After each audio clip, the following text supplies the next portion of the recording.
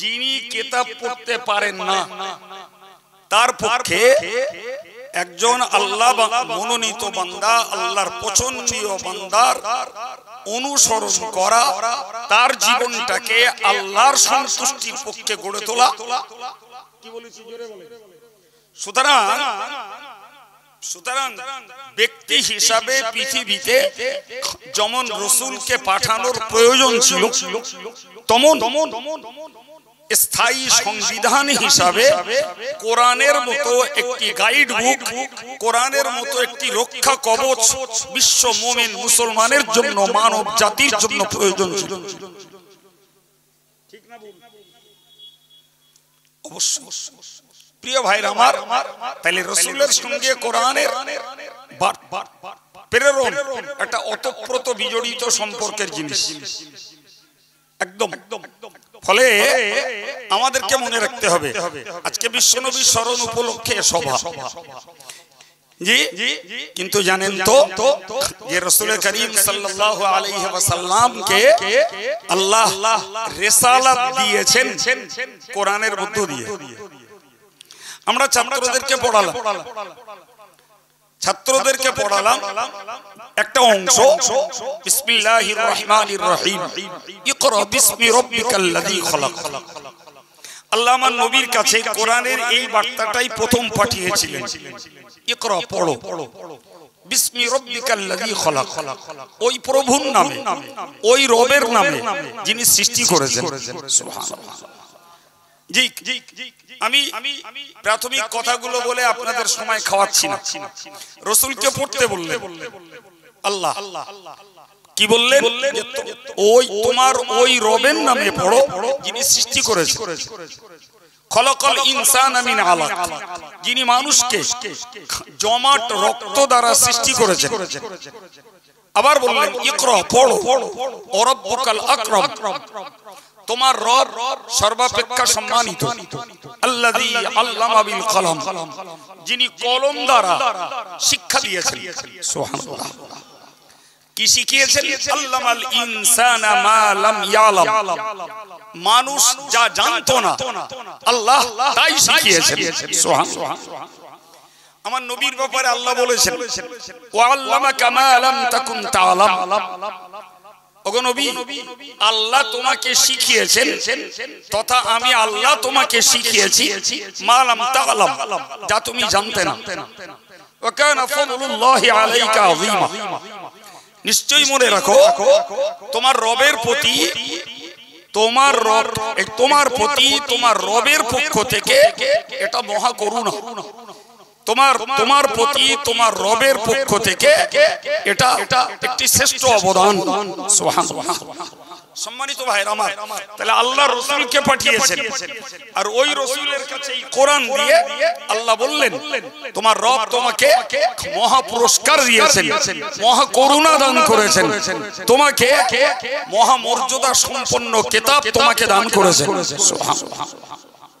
প্রিয় ভাই আমার, তাহলে কিতাব হলো আল্লাহর পক্ষ থেকে রাসূলের কাছে পাঠানো আল্লাহর পক্ষের একটা দলিল। আল্লাহর পক্ষের কি দলিল? তাহলে রাসূলকে জানতে হবে, কোরআনকেও জানতে হবে। আমি আগে একটা কথা বলেছি, কথাটা আবার একবার মনে করিয়ে দিচ্ছি, যিনি কিতাব পড়তে পারেন না তার পক্ষে আল্লাহ পাকের মনোনীত পছন্দনীয় একজন মানুষের অনুসরণ করা আল্লাহর সন্তুষ্টি লাভের জন্য যথেষ্ট। আগে দুবার বলেছি, এই দিয়ে তিনবার বললাম। এর আরেকটা পার্ট, কিতাব পড়তে পারেন, কিতাব পড়তে পারেন, কিন্তু তারপরেও মনে রাখবেন ভাই কিতাব যেহেতু থিওরিক্যাল একটি বিষয়, জি, কিতাব একটি বিধি সম্মত বিধান, এই বিধানটাকে নিজে পড়ে বুঝে নেওয়া যতটা সহজ, যদি ওই কিতাবের বাস্তব রূপ আরেকজন মানুষ তার জীবনে বাস্তবায়িত করেন তো ওই লোকটাকে সঙ্গে মিলিয়ে নিলে আরো সহজ। ফলে যে মানুষগুলো কিতাব পড়তে পারে এবং ব্যক্তিরও অনুসরণ করেন তাদের পক্ষে ইসলামটাকে বোঝা, আল্লাহর সন্তুষ্টি অর্জন করা আরো সহজ। তাহলে ক্লিয়ার হলো যে কিতাব পড়া আর ব্যক্তির অনুসরণ করা এটা উন্নত মানের। আর কিতাব পড়তে পারি না, শুধু ব্যক্তির অনুসরণ করি, প্রয়োজনের জন্য এটা যথেষ্ট, প্রয়োজনের জন্য এটা যথেষ্ট। সম্মানিত ভাইরা আমার, রাসূল করিম সাল্লাল্লাহু আলাইহি ওয়াসাল্লামের জামানার সাহাবাদের ভিতরেও এরকম দুটি পর্যায় ছিল। দুটি পর্যায় ছিল। একদল সাহাবী ছিলেন যারা মুস্তাহিদ পর্যায়ের উন্নত মানের সাহাবী, আলহামদুলিল্লাহ তারা যেমন রাসূলের সান্নিধ্য লাভ করে একেবারে সরাসরি সামনে থেকে রাসূলুল্লাহকে দেখে তারা তাদের জীবনটা গড়েছেন, পাশাপাশি কোরআনটাকে তারা পুঙ্খানুপুঙ্খরূপে তার বাহ্যিক এবং আভ্যন্তরীণ, ভিতর এবং বাহিরের দুরকম অর্থও তারা বুঝেছেন। জোরে বলুন সুবহানাল্লাহ। আরেকদল সাহাবী ছিল যারা সাধারণত গ্রাম্য পরিবেশে বাস করতেন। এরা কিতাবপত্র যতটা না বুঝেছেন তার থেকে বেশি রাসূলুল্লাহর সোহবত নিয়ে রাসূলুল্লাহর সান্নিধ্য লাভ করে তারা বিশ্ব মানব জাতির জন্য এক একটা নক্ষত্রে পরিণত হয়েছে। সার্বিক সাহাবায়ে কেরামদের জন্য আমার রাসূলুল্লাহ বলেছেন, আসহাবিকান নুজুম ফাবিআইহিম ইক্তাদাইতুম ইহতাদাইতুম। নবী বলেছেন যে আমার প্রত্যেকটা সাহাবী আকাশের নক্ষত্রের সমতুল্য। আর একটু মন খুলে বলেন জি ভাই, নক্ষত্রের কাজ কি? আমরা যারা সাদা সাদা সোজা সাপটা তারা বলি, এর কাজ কি? কোরআন শরীফের আয়াত পাকে বলেছেন নুজুমা লিতাহতাদু বিহা, ওই আকাশের তারকাগুলো দেখে তোমরা তোমাদের রাস্তা নির্ণয় করো।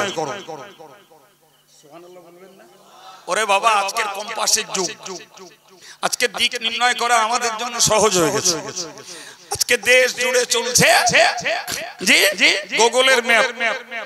কোথায় যাবেন, কোথায় আছেন আর কোথায় যেতে ইচ্ছা করছে সব গুগল দেখিয়ে দেখিয়ে নিয়ে চলে যাচ্ছে।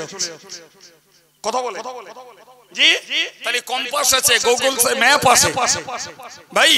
কিন্তু যে যুগে এসব কিছুই ছিল না, ছিল আল্লাহর সৃষ্টি পৃথিবী, তো তখনও তো মানুষ ব্যবসা বাণিজ্য করেছে, তখনও মানুষ বিদেশ যাত্রা করেছে, তখনও মানুষ অজানা অচেনা জায়গায় গেছে। বিশেষত রাতের আঁধারে যে সমস্ত দূর দেশের কাফেলাগুলো চলতো, প্রিয় ভাইরা আমার, এই কাফেলাগুলোর দিক নির্ণয়ের একমাত্র সাহারা ছিল আকাশের এই তারকা। আর একটু জোরে বলে, তারা তারকা দেখে তারা উত্তরে যাচ্ছে না দক্ষিণে যাচ্ছে, তারা পূবে চলছে না পশ্চিমে চলছে, এটা নির্ণয় করতো। ধরে নেন কেউ যাবেন বাংলাদেশে, তো ভারতের মানুষ বাংলাদেশে যাবেন, তার এতটুকু সেন্স আছে যে ভারত এই বাংলাদেশ ভারত থেকে পূব দিকে, সুতরাং তার মূল রাস্তাটা তিনি পূব দিকে চলছেন কিনা ওই তারা দেখে নির্ণয় করে ফেলতেন। কেউ যাবেন সৌদিতে, তো তিনি আনেন আমি ভারতীয়, আমার গন্তব্যস্থল পশ্চিম দিকে, অতএব রাতের আধারে তিনি কোন দিকে চলছেন এই তারকা তাকে দিক নির্দেশনা করত। এইজন্য আল্লাহ বলেছেন নুজুমা লিতাহতাদু বিহা, আমি আল্লাহ আকাশের তারকা দিয়েছি যাতে করে তোমরা ওটাকে দেখে তোমাদের পথের নিশানা ঠিক করে নিতে পারো। সম্মানিত ভাইরা আমার, প্রিয় ছেলেরা, মনে রেখে দিন ভাই, ওই যে রাসূল বলেছেন আমার সাহাবীগুলো আকাশের তারকার সদৃশ, এর মানে হলো তারা দেখে মানুষ যেমন সঠিক দিক নিশানা নির্ণয় করতে পারে, আমি নবী আমার যে কোনো সাহাবাকে তোমরা ফলো করবে, তোমরা আল্লাহ পাকের দ্বীনের সঠিক রাস্তা পেয়ে যাবে। আর একটু মহব্বত করে বলে, প্রিয় ভাইরা আমার, আমি আপনাকে কি বলেছি? তাহলে কিতাব এবং ব্যক্তির অনুসরণ এটা উন্নত মানের, কিন্তু আমি কিতাব বুঝি না, আমি জাস্ট একটা ব্যক্তিকে ফলো করি ভাই, ওটাও আল্লাহকে পাওয়ার জন্য আমার মতো অজানা অচেনা লোকের পক্ষেও সহজ। কথার পৃষ্ঠে বলতে যে বলছি ভাই কখনো শুনে থাকবেন, আমি জাস্ট রিমাইন্ডার দিচ্ছি, একটু স্মরণ করিয়ে দিচ্ছি ভাই। আজকে দেশে ঘরে প্রচুর মাদ্রাসা হয়েছে এবং কিতাব পড়ে অনেকে আলেম হয়েছে। জি, আবার কেউ ইসলামিক স্টেজে কিতাব না পড়ে গলার জড়ি স্টেজ দখল করে বসে আছে, সেও রেকর্ডের যুগে আছে। কিন্তু জানেন তো যে যুগে আমাদের এলাকাতে কথাই বলি কি গোটা দেশ জুড়ে মাদ্রাসার সংখ্যা ছিল নগণ্য, পড়ার মানসিকতা ছিল কম সংখ্যক মানুষের, পড়াবার মতো মানসিক অভিভাবকের সংখ্যাও ছিল কম। না দিত ছেলেদের পড়তে, না যেত ছেলেরা পড়তে, আর না ছিল অ্যাভেলেবেল পড়বার সুযোগ। সেই যুগেও ভাই বড় বড় পীর বুজুর্গদের সোহবতে থেকে পীর বুজুর্গদের জুতো বয়ে, তাদের উজুর পানি তুলে, তাদের বকচা গুলো ব্যাগগুলো বয়ে ভাই অনেকেই আলেম নামে খ্যাতি লাভ করেছে এবং তারা নিজেদের জীবনটাকে যেমন দ্বীনের পথে কায়েম করেছেন, অন্যকে তেমন সঠিক দ্বীনের নিশানা তারা ওয়াজ নসিহতের ভিতর দিয়ে মানুষকে বাতলে দিয়েছেন। বিশ্বাস হয়? বয়স্ক মানুষ, আমি আমার কথা বলছি, আমি ওরকম পীর বুজুর্গদের কিতাব বাবা, যেমন বসিরহাট হুজুরের তলপি বাবা, দরগাপুরি হুজুরের তলপি বাবা, জুতো বাবা এবং ছায়ার মতন সঙ্গী হওয়া এমন অপড়ুয়া আলেমদের কাছ থেকেও আমি অশুনেছি। তাহলে আমার থেকেও বয়স্ক যারা, তারা যদি সেই সময়ে দ্বীনের পথে থেকে থাকেন, তারাও শুনে থাকবেন। কথা বুঝতে পারছেন না? জি, ফলে আমি আজকের এই চাপালি নূরপুর মাদ্রাসার এই নবী দিবসে বিশ্ব নবী স্মরণ সভার প্রোগ্রামে আমার আলোচনাতে আমি আপনাকে বোঝাতে চেয়েছি যে চাই বাস্তব জীবনের ব্যক্তি, চাই কিতাব পড়ার মতো বুঝদার জ্ঞানী। আমার আল্লাহ দুটোর ঘাটতি দুটোই পূরণ করে কোরআনে বললেন, কদ জাআকুম মিনাল্লাহি নূরুন ওয়া কিতাবুম মুবিন ইয়াহদি বিহিল্লাহু মান ইত্তাবা'a রিদওয়ানা। সুবহানাল্লাহ। আমার আল্লাহ বললেন, কদ জাআকুম মিনাল্লাহি নূর, ও আমার বিশ্ব মানব তোমরা মনে রাখো তোমাদের কাছে এসেছে একটা নূর। সঙ্গে বললেন ও কিতাবুম মুবিন, আর এসেছে সুস্পষ্ট একটি কিতাব। সুবহানাল্লাহ বলে। সম্মানিত ভাইরা আমার, সারা পৃথিবীর উলামায়ে মুফাসসিরিনরা একমত, ওই নূর বলতে আমার আল্লাহ পাক পাঠিয়েছে আমার প্যারে নবী সাল্লাল্লাহু আলাইহি ওয়াসাল্লামকে হেদায়েতের আলো দিয়ে, আর তার গাইড হিসাবে সঙ্গে দিয়েছেন আল্লাহ পাকের জাত কালাম, সহিহ কালাম, সত্য কালাম কোরআন শরীফ। কিসের জন্য? ইয়াহদি বিহিল্লাহু মান ইত্তাবা'a রিদওয়ানা, যে চায় আল্লাহর সন্তুষ্টির অনুসরণ, এর দ্বারাতে সেই লোকটা হেদায়েত পাবে, সে রাস্তা খুঁজে পাবে। জি, তাহলে আল্লাহ এই পথ ভোলা মানব জাতিকে হেদায়েতের পথ দেখানোর জন্য কি কি দিয়েছেন বাবা? জোরে বলেন কি কি? বাংলায় বলেন যে নবী পাঠিয়েছেন আর কোরআন পাঠিয়েছেন, যেটা আমরা বললে বুঝি। নবী পাঠিয়েছেন আর কোরআন পাঠিয়েছেন, যে আল্লাহর সন্তুষ্টি চায় সে এটাকে অনুসরণ করলেই পেয়ে যাবে। জি, সম্মানিত ভাইরা আমার, এই জন্য হাদিসের একটি অংশে রয়েছে হুজুর বলেছেন, মান ক্বালা বিল কুরআনি ফাকাদ সাদাকা, যে লোকটা কোরআন দ্বারা কথা বলে সে লোকটা সত্য কথা বলে। ওমান আমিলা বিহি উজিরা, যে লোকটা কোরআনকে আমল করে ওই লোকটা সওয়াব প্রাপ্ত হয়। ওমান হাকামা বিহি আদালা, যে লোকটা কোরআন অনুযায়ী ফয়সালা করে ওই লোকটা ন্যায় সত্য ফয়সালা করে। ওমান হুদিয়া ইলাইহি হুদিয়া ইলাস সিরাতিল মুস্তাকিম, আর যে লোকটাকে কোরআনের পথ দেখানো হয় তাকে সরল এবং সহজ আর সঠিক রাস্তা দেখানো হয়। আরেকটু জোরে। তাহলে সারা পৃথিবীর সহজ সরল এবং সঠিক রাস্তা হলো কোরআনের রাস্তা, সঠিক বিধান হলো কোরআনের বিধান। আল্লাহর কাছে পৌঁছানোর নির্ভুল দিক নির্দেশনা হলো কোরআনের দিক নির্দেশনা। জোরে বলে। সম্মানিত ভাই আমার, তাহলে শুধু আমরা রাসূলুল্লাহর লাইফ হিস্ট্রিটাকে, রাসূলুল্লাহর জীবন ইতিহাসটাকে জানবো, এটা যেমন আমাদের প্রয়োজন, তেমন কোরআনের ব্যাপারে আমাদের স্বচ্ছ জ্ঞান লাভ এবং কোরআনকে মেনে চলবার প্রতি আমাদের মনের আকর্ষণটাও ওভার 100% শতভাগের ঊর্ধ্বে দরকার, যে আমরা রাসূলের প্রতি যেমন মহব্বত রাখবো, কোরআনের প্রতিও আমাদের পরিপূর্ণ আনুগত্য থাকতে হবে। তবেই আমরা আল্লাহ প্রিয় জীবন গড়তে পারবো আশা করা যায়।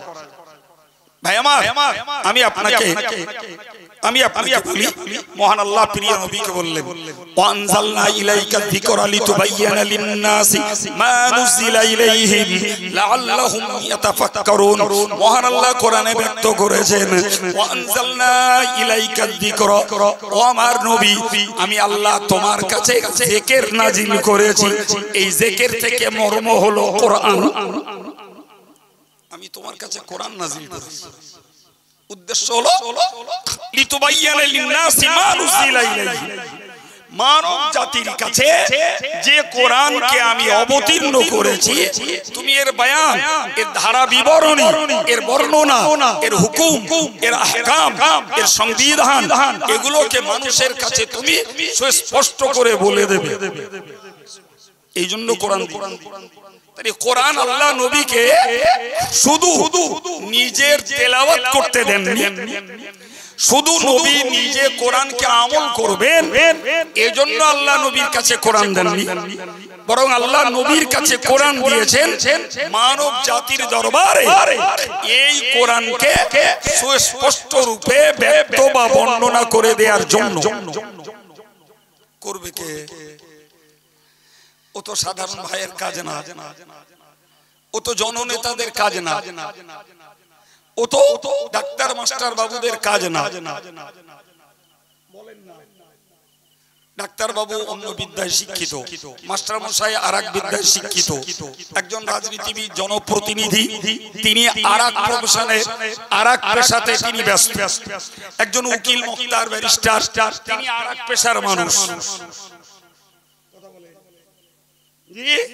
তাহলে কোরআনকে যদি বুঝতে হয় তাহলে নিশ্চিত যেখানে কোরআনের জ্ঞান চর্চা হয় ভিত্তি থেকে শুরু করে, তাহলে যদি সেখানটায় ছেলে পড়াই তাহলে একদিন ওই ছেলে সে কোরআনের জ্ঞানে জ্ঞানী হতে পারে, কোরআনের বুঝ তার ভিতরে আসতে পারে, তাহলে সে তার বেল্টে তার এরিয়ার ভিতরে সে কোরআনের জ্ঞান, তার অনুগামী অনুসারী ঘনিষ্ঠ কাছের মানুষ, মহল্লার মানুষ, পাড়ার মানুষ, বন্ধু মানুষ, পরিচিত মানুষ, এদের কাছে তার ক্ষমতা অনুযায়ী কোরআনের জ্ঞানটা ছড়িয়ে দিতে পারে। আমার আল্লাহ বললেন, শোনো নবী, আমি তোমাকে কোরআন দিয়েছি, এর স্পষ্ট জ্ঞান তুমি মানুষের কাছে সুস্পষ্ট করে বলো। কি হবে? লাআল্লাহুম ইয়াতাফাক্কারুন, আশা করা যায় মানুষগুলো ভাববে, ফিকির করবে, চিন্তা ভাবনা করবে, গবেষণা করবে এই কোরআনকে নিয়ে, এটা কি মানুষের কালাম হতে পারে? জি, যে উত্তর খুঁজে না পেয়ে বলতে বাধ্য হবে এ কালাম মানুষের নয়, এ আল্লাহর কালাম। জি, এর বিধান মানুষ তৈরি করতে পারে না। এতে শুধু জাগতিক বিষয় নয়, এতে রয়েছে আধ্যাত্মিক বিষয়, এতে রয়েছে পারলৌকিক বিষয়, এতে রয়েছে না দেখা জান্নাত জাহান্নামের বিষয়, এতে রয়েছে আসরের বিষয়, এর মধ্যে রয়েছে মিজান সিরাতের বিষয়, এর মধ্যে রয়েছে হিসাব নিকাশের বিষয়, এর মধ্যে রয়েছে কিয়ামতের দিন মানুষের জন্য সঠিক ফয়সালার বিষয়। এই বিষয়গুলি যখন একটা মানুষ কোরআনটাকে চর্চা করবে, তার ভিতরে এই ফেকেরগুলো চলে আসবে, তখনই সে তার আত্মবিশ্বাসটাকে শুধু পার্থিব জগতের সঙ্গে মিলিয়ে লাইফ স্টাইল বাড়াবে না, সে শুধু জীবনযাত্রা বাড়াবে না, সে শুধু দুনিয়ার ঠাটবাট বাড়াবে না, সে শুধু জাগতিক বিলাসিতা ভোগ করবে না, সে শুধুমাত্র দুনিয়ার জীবনে সুখ শান্তির তল্লাশি করে বেড়াবে না, সে আখিরাতে কেমনে ওই জায়গাগুলোতে মুক্তি লাভ করে চির শান্তির জান্নাত দখল করবে, সে ফিকিরটাও সে করবে। সবাই মিলে আরেকবার মহব্বত করে বলেন সুবহানাল্লাহ। আমি আমার কথা বলছি, জোরে বলে, মাথায় রাখেন ভাই, কথা আল্লাহ তৌফিক দিচ্ছেন, যেমন তেমন বলছি, কিন্তু প্রত্যেকটা কথার ভিতরে আমাদের সজাগ দৃষ্টিভঙ্গির জন্য জ্ঞান রয়েছে। আল্লাহ কি বললেন? লাআল্লাহুম ইয়াতাফাক্কারুন, তারা ভাববে, তারা চিন্তা করবে, ফিকির করবে। আর ফিকির করলেই, কোরআনকে নিয়ে গবেষণা করলেই তার বিশ্বাসের বদল ঘটবে, তার জীবনযাত্রার মান পাল্টাবে, তার চালচলনের পথ পদ্ধতি পাল্টাবে। আমার জাতির বড় অবক্ষয়, এরা পড়ে না, এরা পড়ে না, এরা পড়তে চেষ্টাও করে না। বড় দুঃখ, এরা পড়ুয়াদের সামনে বসে পড়ার জ্ঞানটা সহজে কালেক্ট করে না, সংগ্রহ করে। এখানে যত মানুষ আছে খুঁজলে দেখা যাবে বাইরে হয়তো আর এতটা মানুষ ঘুরছে, কম বেশি যাই পারে হোক, তারা আমার সমাজে আদার্স কমিউনিটি নয়। তারা এরা যদি ভাবতো আমি জীবনে মাদ্রাসায় পড়িনি, আমি জীবনে কোরআন চর্চা করিনি, তো আমাদের মাদ্রাসায় আজকে অনুষ্ঠান, সেখানে বিশ্বনবীর স্মরণ সভা, জি এক একজন বক্তা এসে তার রুচিশীল বিষয়ের উপরে আলোচনা করবেন। আব্দুল কাইয়ুম কথা বলছে যে দুটো কথা শুনি না, দেখি না তার থেকে কিছু জ্ঞান পাওয়া যায় কিনা, জি সেই জ্ঞানটা নিয়েও তিনি যদি ফিকির করেন, তাহলে তো আমার আল্লাহর কোরআন নাযিল করার সার্থকতা এই যুগেও এই জমানার বান্দাদের দ্বারাতেও বাস্তবায়িত হবে। ভাই আমাদের কপাল ভালো, কপাল ভালো যে আমাদের দেশটাতে এই ওয়াজ নসিহতের মতো একটি সুন্দর পরিস্থিতি ব্যবস্থাপনা আমাদের প্রয়াত পীর বুজুর্গের দ্বারাই হয়ে আসছে। জি বিশ্বাস করুন, এত সুন্দর সাবলীল দিন প্রচারের ব্যবস্থাপনা আমেরিকায় নেই, রাশিয়ায় নেই, ফ্রান্সে নেই, জি জাপানে নেই। ভাই এত সুন্দর ব্যবস্থাপনা ইউরোপে নেই, আফ্রিকাতে নেই, অথচ সেই সমস্ত মহাদেশগুলোর মানুষেরা, জি বা ভারত উপমহাদেশের অন্যান্য জায়গার অনেক মানুষেরা তারা ইসলামের প্রতি আকৃষ্ট হচ্ছে, কোরআনের প্রতি তারা নিবেদিত হচ্ছে। ভাই এরকম শোনার তুলনায় ওই কোরআনের অ্যাপস ডাউনলোড করে পড়ে সুবহানাল্লাহ বলেন, যা আমাদের গাগ্রামের লোক আমরা এমনি জানি না, বুড়ো গুলো খোদ আমি জানি না ভাই, লোকের কি বলবো।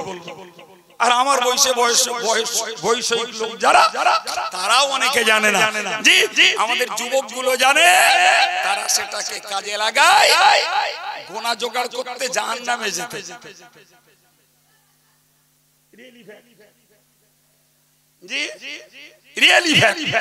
আমাদের যুবকগুলো হে গুগল জানে, নেট সিস্টেম জানে, ওরা অ্যাপস ডাউনলোড করতে সব জানে।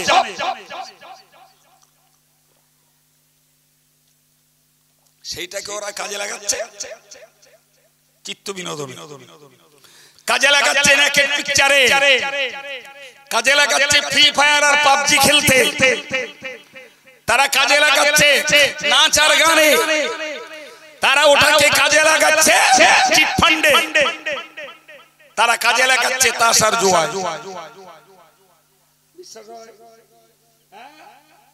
আর ভারত উপমহাদেশের প্রচুর জায়গায় এবং আপ কান্ট্রির অনেক মহাদেশে ওই অ্যাপগুলো ডাউনলোড করে করে আল্ট্রা মডার্ন লোকেরা তারা ইসলামে অনুপ্রাণিত হচ্ছে, কোরআনে বিশ্বাসী হচ্ছে এবং তাদের লাইফস্টাইল যত দিন যাচ্ছে তত তারা দ্বীন ধর্মের প্রতি আকৃষ্ট হচ্ছে। আমি আল্লাহর প্রতি ভরসা করে জোর গলায় বলতে পারি, যদি আমাদের ঘরের এই যুবকগুলো এরা যদি কোরআনটাকে ইসলামের মোবাইলটাকে ইসলামের পক্ষে কাজে লাগাতো, বিশ্বাস করুন এরা অনেকেই কোরআন মোবাইল থেকে কোরআন শিখতে পারতো, রাসূলুল্লাহর বায়োগ্রাফি জানতে পারতো, বিশ্বনবীর জীবন ইতিহাস তারা উপলব্ধি করতে পারতো। দুঃখ যে এরা মোবাইল লোকের হাফ ইউজ করছে। সম্মানিত ভাইরা আমার, মনে রেখে দিন, আমার আল্লাহ পাক কোরআন শরীফের আয়াত পাকে জানিয়েছেন, কিতাবুন আনজালনাহু ইলাইকা লিতুখরিজান নাসা মিনাজ যুলুমাতি ইলান নূর। ও আমার নবী, তুমি মনে রাখো আমি আল্লাহ তোমাকে পাঠিয়েছি, তোমার সঙ্গে কোরআন দিয়েছি, তোমাকে কোরআন দিয়েছি, লিতুখরিজান নাসা মিনাজ যুলুমাতি ইলান নূর। ও নবী, তুমি মনে রাখো এই কোরআন তোমায় দিয়েছি কারণ তার একটাই, লিতুখরিজান নাসা মিনাজ যুলুমাতি ইলান নূর, তুমি মানুষকে অন্ধকার থেকে আলোর দিকে বার করে আনবে। আর একটু মন খুলে বলে, আরো একটু জোরে বলে আল্লাহু আকবার। সে কোরআন আজ আমাদের ঘরে ঘরে, কোরআন হাফেজদের ছিনাই ছিনাই, কোরআনের জ্ঞান আলেমদের ছিনাই, জি কোরআনের বয়ান যোগ্য আলেমদের জবানে এবং কোরআনের জ্ঞান আদবি যোগ্য শ্রোতাদের দিলে দিলে। জোরে বলে জি, আমার আল্লাহ বললেন, নবী তোমাকে কোরআন দিয়েছি, এই কোরআন দ্বারা তুমি মানুষকে অন্ধকার থেকে আলোর দিকে বার করে আনবে।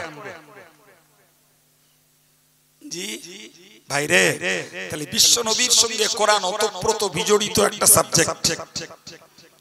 জি ভাই, এই কোরআনকেই কাজে লাগিয়েছেন আমার নবী মানুষকে অন্ধকার থেকে বার করার জন্য। কিসের অন্ধকার? পথ দেখতে পাওয়া যাচ্ছে না, ঘোর কৃষ্ণ না। সম্মানিত ভাইয়ের আমার, এই অন্ধকার হলো শিরকের অন্ধকার, এই অন্ধকার হলো কুফরির অন্ধকার, এই অন্ধকার হলো বেদাতের অন্ধকার, এই অন্ধকার হলো কুসংস্কারের অন্ধকার, এই অন্ধকার হলো দুশ্চরিত্রের অন্ধকার, এই অন্ধকার হলো অসামাজিকতার অন্ধকার, এই অন্ধকার হলো সুদের অন্ধকার, এই অন্ধকার মদের অন্ধকার, এই অন্ধকার চুরি ডাকাতির অন্ধকার, এই অন্ধকার মানুষকে লুটতারাজ করে নিঃস্ব বানানোর অন্ধকার। এই অন্ধকারত্ব থেকে, এই কুসংস্কার থেকে, এই দুশ্চরিত্র থেকে, শিরক থেকে তাওহীদের পথে, কুফর থেকে ঈমানের পথে, বেদাত থেকে সুন্নতের পথে মানুষকে ডাকার জন্যই, বার করার জন্যই, জাহান্নাম থেকে জান্নাতের পথে নিয়ে যাওয়ার জন্যই আমি আল্লাহ তোমাকে শুধু ব্যক্তি হিসাবে পাঠাইনি, হাতিয়ার হিসাবে তোমার কাছে কোরআন দিয়েছি।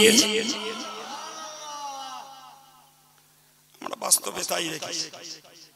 রাসূলুল্লাহর ইসলাম প্রচার মিশন 23 বছরের। জি মাত্র 23 বছর, দু যুগও পুরো না, এক যুগ 12 বছর। তাহলে 23 বছর মানে দু যুগ পুরো না। এই 23 বছরের আবার দুটো পাঠ। একটা পাঠ হলো 3 বছর ইনডোরে গোপনে গোপনে ধর্ম প্রচার। প্রকাশ্য আমার নবী তখন বলার অর্ডার আল্লাহ দেন না। যখন প্রকাশ্য বলার অর্ডার দিয়েছেন, ফাসদাক বিমা তুমার ওয়া আরিদ আনিল মুশরিকিন, আল্লাহ বললেন, নবী তোমাকে যে আদেশ করা হয়েছে, তোমাকে যে নির্দেশ দেয়া হয়েছে, তুমি প্রকাশ্য তা বলতে থাকো। ও আরিদানি মুশরিকিনের বিনিময়ে মুশরিকরা গালি দেবে, শত্রুতা করবে, হিংসা করবে, তোমার পথে কাঁটা বিছিয়ে দেবে, তারা তোমার কণ্ঠরোধ করবে। ওই মুশরিকরা তোমার দিন ধর্ম প্রচারের পথ আগলে দেবে। আমি আল্লাহ বলছি, ওদের থেকে তুমি মুখ ফিরিয়ে নাও। ওদের বাধা বিপত্তি, শত্রুতা, সমালোচনা, হিংসা কোনো কিছুকেই ভ্রুক্ষেপ করার তোমার প্রয়োজন নেই। সুবহানাল্লাহ। আর একটু জোরে বলে, তোমাকে দায়িত্ব দিয়েছি, তুমি প্রচার করো প্রকাশ্য। ওরা কি করবে ওটা আমি দেখে নেব। কি বুঝলেন? জি, তো 3 বছর পর মহান আল্লাহ নবীকে স্পষ্ট নির্দেশ দিলেন যে তুমি মানুষের কাছে স্পষ্ট প্রচার করো, স্পষ্ট প্রচার করো। তাহলে বোঝা গেল 23 বছরের ভিতরে প্রকাশ্য দিন প্রচারের পিরিয়ড মাত্র 20 বছর।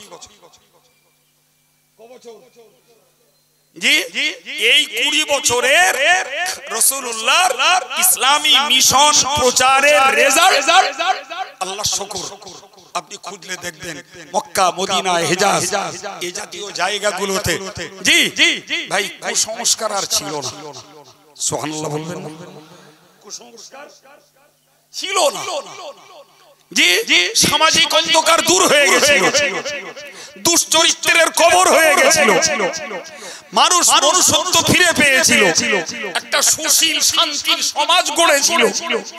তারা উন্নত চরিত্রে তাদের জীবনটাকে বদল করতে পেরেছিল। তারা ভ্রাতৃত্বের বন্ধনে ফিরে এসেছিল। ছেলে বাবার মর্যাদা দিয়েছিল, স্বামী স্ত্রীকে মর্যাদা দিয়েছিল, অধিকার দিয়েছিল, বাপ তার কন্যাকে বাঁচবার অধিকার ফিরিয়ে দিয়েছিল। ভাই সন্তান, বাপ মা সন্তানের হক আদায় করেছিল, প্রতিবেশীর মর্যাদা বুঝেছিল, এবং তারা একে অপরের প্রতি সহানুভূতিশীল, দয়াশীল, একে অপরের শোকে শোকাহত, ব্যথায় ব্যথিত, তাদের বেদনায় বেদনার্ত হয়েছিল। একবার চিল্লে বলা যাবে না? জি ভাই, একদিকে নবী পাকের বাস্তব জীবন, আর একদিকে কোরআনের থিওরি। আল্লাহ শুকরিয়া, আল্লাহ শুকরিয়া যে আমাদের কাছে ফিজিক্যালি নবী নেই, আমাদের কাছে দৈহিক ভাবে নবী নেই, কিন্তু নবী পর্দা নিয়েছেন, হায়াতে নবী, জিন্দা নবী। কিন্তু নবীর নিজের বচনে বলে যাওয়া দুটি জিনিস আজও জিন্দা জ্বলজ্বল করছে। আম ভাবে কথাটি আমাদের কানে পড়ে থাকে। আজকের প্রসঙ্গক্রমে আমি আপনাকে স্মরণ করাচ্ছি, আল্লাহ পাকের নবী বিদায় হজে আরাফাতের মরু ময়দানে বলেছিলেন, তারাকতু ফীকুম আমরাইন লান তাদিল্লু মা তামাসসাকতুম বিহিমা কিতাবাল্লাহি ওয়া সুন্নাতা রাসূলিহি আও কামা ক্বালা আলাইহিস সালাম। প্যারে নবী বলেছিলেন, আমি রেখে গেলাম তোমাদের মাঝে দুটি বিষয়, যতদিন পর্যন্ত তোমরা এই দুটিকে আঁকড়ে ধরবে তথা এই দুটিকে বাস্তবে তোমরা মান্য করে চলবে, এই দুটিকে প্রতিটি পয়েন্টে পয়েন্টে, প্রতিটি বিন্দুতে বিন্দুতে এটাকে মেনে তোমরা চলবে, আমি নবী কথা দিচ্ছি, লান তাদিল্লু, তোমরা কখনো পথভ্রষ্ট হবে না, তোমরা গোমরা হবে না, বিপদগামী হবে না, তোমরা কোনোদিন বিজাতির শিকার তোমরা হবে না। আমি রেখে গেলাম একদিকে আল্লাহ পাকের কালজয়ী কালাম গ্রন্থ মুকুট আল কোরআন, আর এক রেখে গেলাম আল্লাহর রাসূল তথা আমি মুহাম্মদ সাল্লাল্লাহু আলাইহি ওয়াসাল্লামের নীতি আদর্শ চাল চলন তোমাদের মাঝে রেখে গেলাম। দুটিকে মেনে চলো, পৃথিবীর কেউ তোমাদেরকে বিভ্রান্ত করতে পারবে না। সম্মানিত ভাইরা, আজ মুসলিম জাতি মিসগাইডেড, মুসলিম জাতি আজ মিসগাইডেড, মুসলিম জাতি আজ পথহারা, মুসলিম জাতি আজ দিকহারা, মুসলিম জাতির আজকের দিক লেগেছে, মুসলিম জাতির আজ পদক্ষেপ চলছে, মুসলিম জাতি না রয়েছে চালচলনের ঠিক, না রয়েছে ব্যবসা বাণিজ্যের ঠিক, না রয়েছে নীতির ঠিক, না রয়েছে চরিত্রের ঠিক, না রয়েছে ওঠা বসা আর মিল মহব্বতের ঠিক, না রয়েছে এদের ভিতরে একনিষ্ঠতা স্থিরতা, না রয়েছে এদের মধ্যে এক নীতি। তার একান্ত কারণ এরা ছেড়েছে কোরআন, ছেড়েছে সুন্নাতে রাসূল। কথা ঠিক না ভুল? ভাই আমরা যাদের সামনে বলছি আলহামদুলিল্লাহ, তারা তো কথাগুলো আদবের সঙ্গে একাগ্রতার সঙ্গে শুনছে, কিন্তু এই মজলিসে বসা লোক ছাড়া প্রচুর লোক রয়েছে, এই জাতীয় কথাগুলো তাদের পক্ষে শোনা বেশি প্রয়োজন। ঠিক না? তারা আমাদের কথা শোনে না, আর আমরাও তাদেরকে জোর করে শোনাতে পারি না।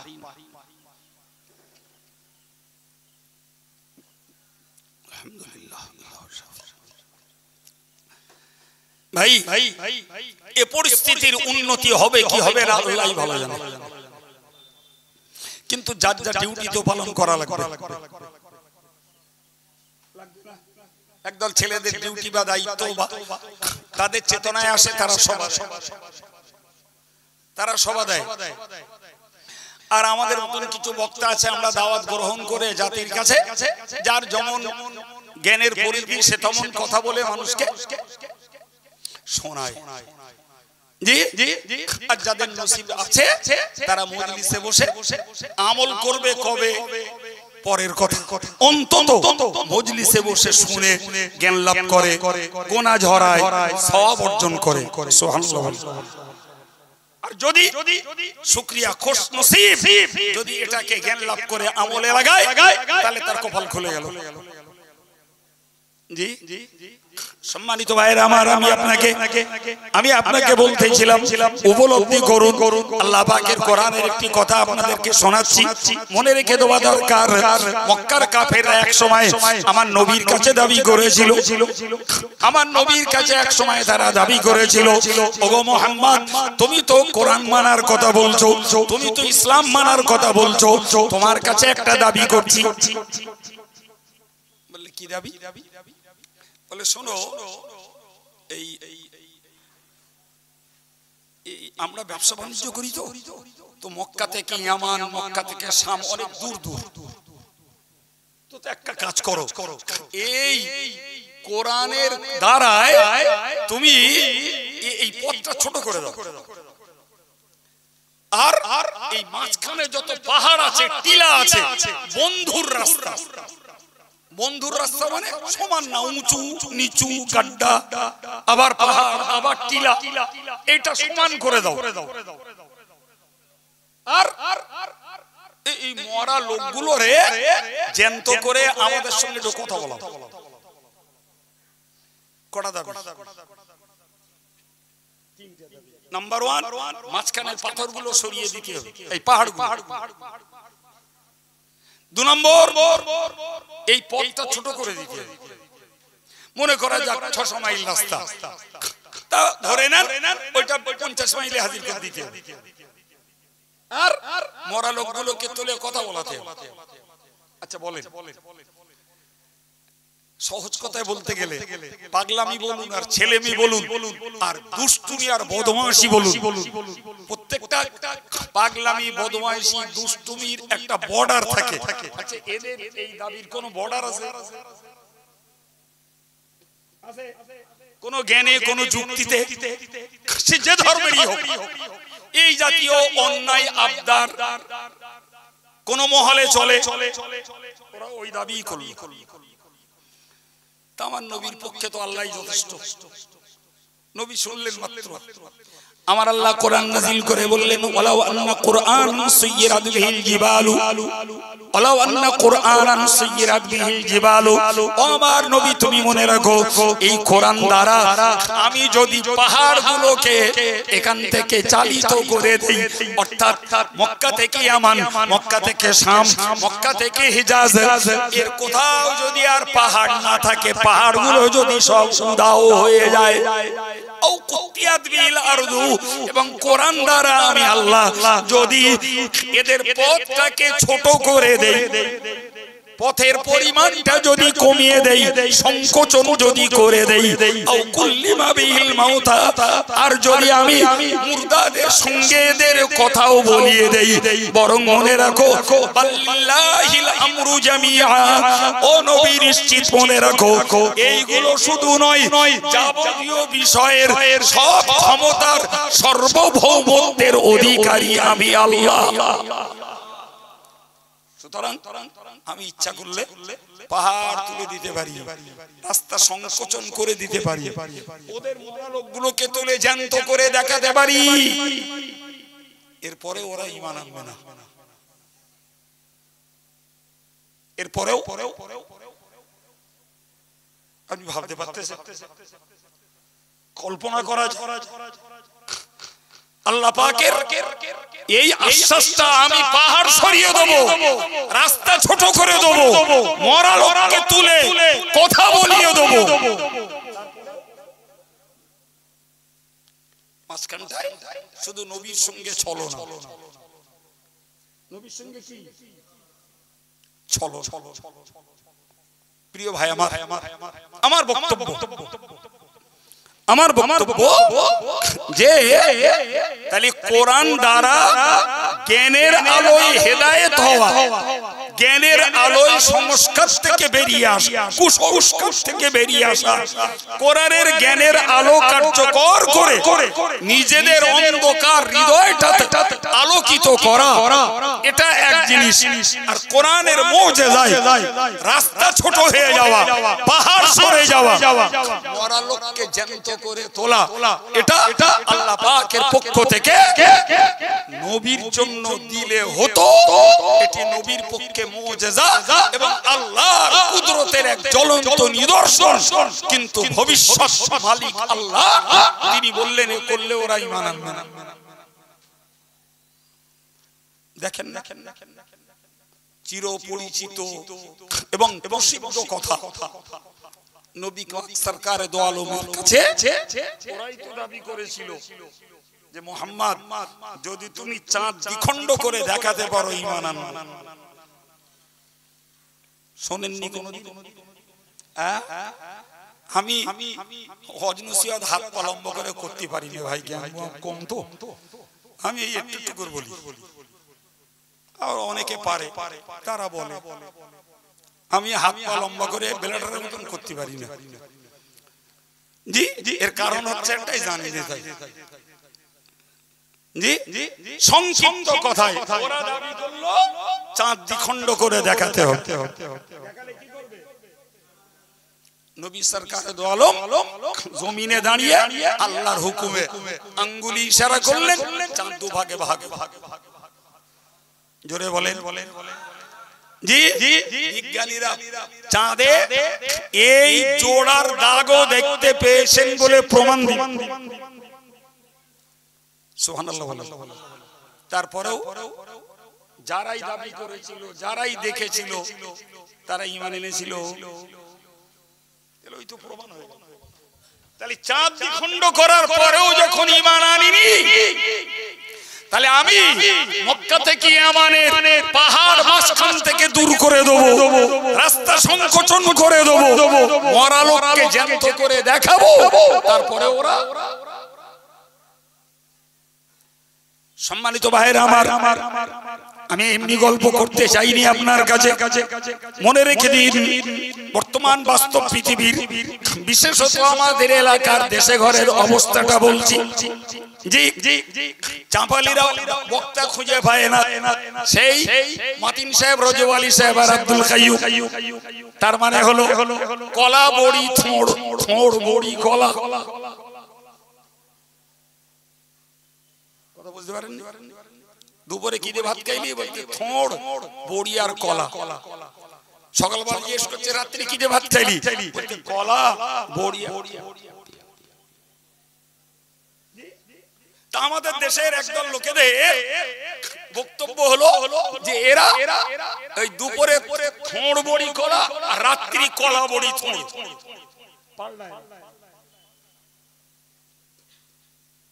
জি ভাইরে খুব ভালো করে ঠান্ডা মাথায় বুঝুন, ঠান্ডা মাথায় বুঝুন। মক্কার কাফেরদের রাস্তা ছোট করে দিলে, পাহাড় সরিয়ে দিলে, মরা লোককে জ্যান্ত করে তাদের সঙ্গে কথা বলিয়ে দিলে তাতেও তারা ঈমান আনবে না। আমি হাত কেটে লিখে দিতে পারি আজকের আমার দেশে আব্দুল কাইয়ুম, আব্দুল মতিন আর রজব আলী এরা থোড় বড়ি করার কলা বড়ি থোড়ের মতো। তুই লিয়া এলা বাবা, তুই লিয়া ইন্টারন্যাশনাল মুফাসসিরে কোরআন, তুই লিয়া সারা পৃথিবী 50,000 টাকা মাল তবে হুজুরি টাকা ঘুরবে। তুই লিয়া বিদেশ থেকে উড়িয়ে 1.5 লাখ টাকা দিয়ে তুই খোদ সৌদি কাবা শরীফের ইমাম আব্দুর রহমান সোলাই দামাত বরকাতুল আলিয়া তাকে উড়িয়ে হেদায়েতের কপালে জুটবে না। তুই সারা পৃথিবীর ভক্তদের হাজির করে দিবি যে বেকা সে বেকাই থেকে যাবে।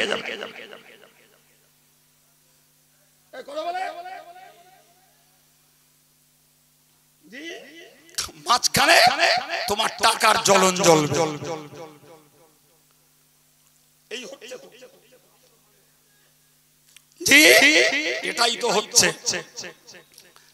প্রিয় ভাইরা আমার, আল্লাহ শুকরিয়া আদায় করে বলতে পারি এরা এ জাতির নারী নক্ষত্র ঘুরে ঘুরে বুঝেছে।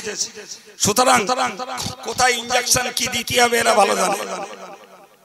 তুমি উড়িয়ে আনবা সে তার বাজার করে চলে যাবে, তার বাজার করে চলে যাবে। কেউ গজল গেয়ে 15,000 লে যাবে, কেউ কমিক করে লে যাবে, জি কেউ গল্প করে নে যাবে, কেউ খবরের কাগজ পড়ে লে যাবে।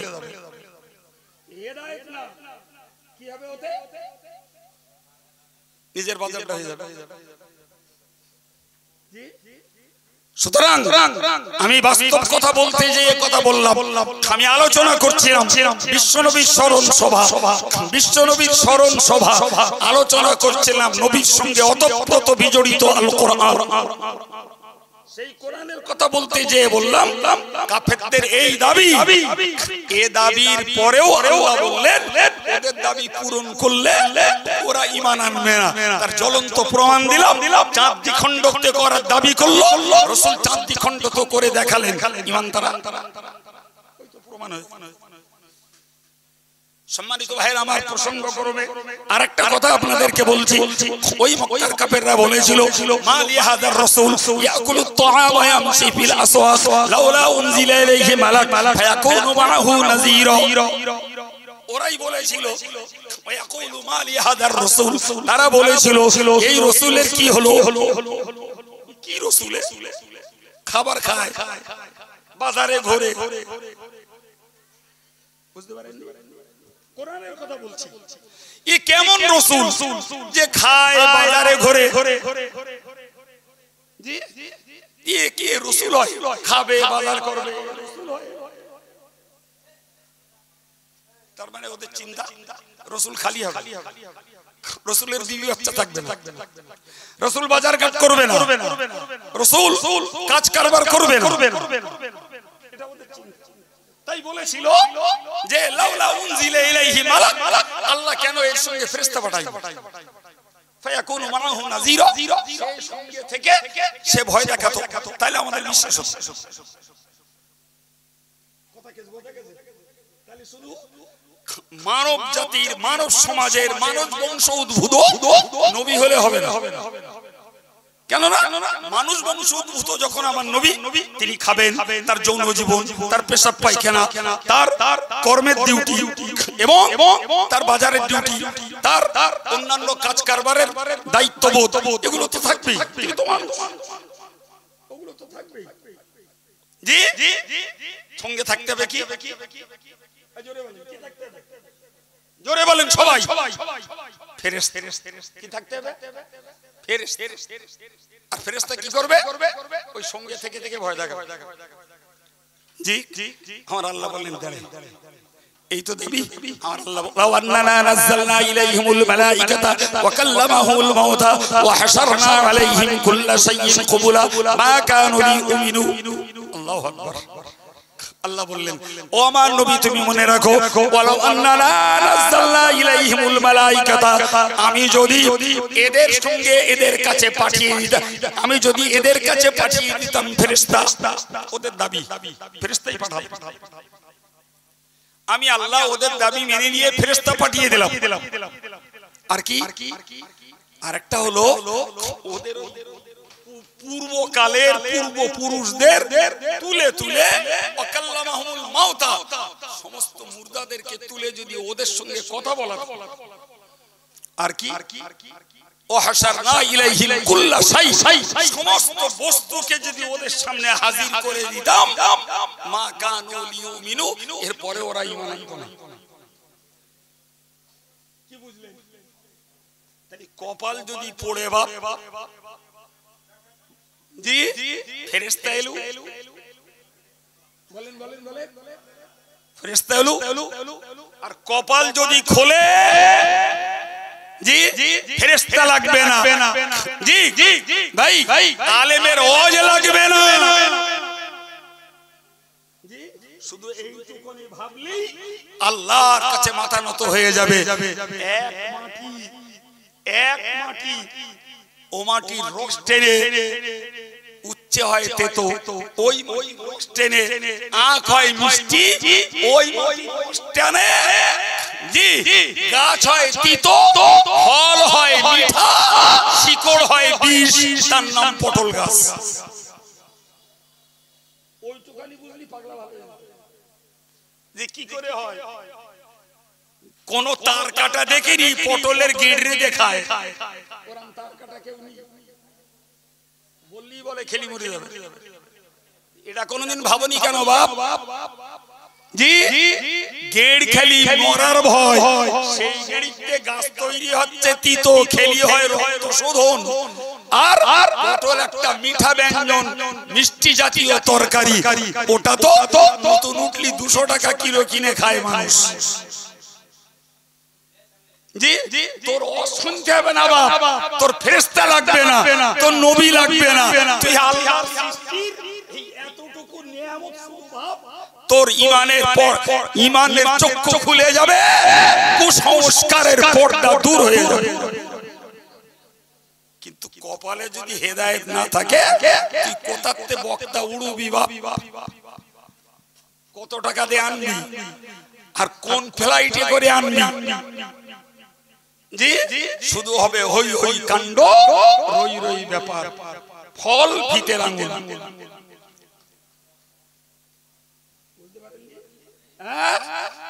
প্রিয় ভাইরা আমার জি, আর হেদায়েত যার কপালে আছে, সে স্বদেশের বক্তার কাছেও হেদায়েত হতে পারে, বিদেশের কাছেও হতে পারে।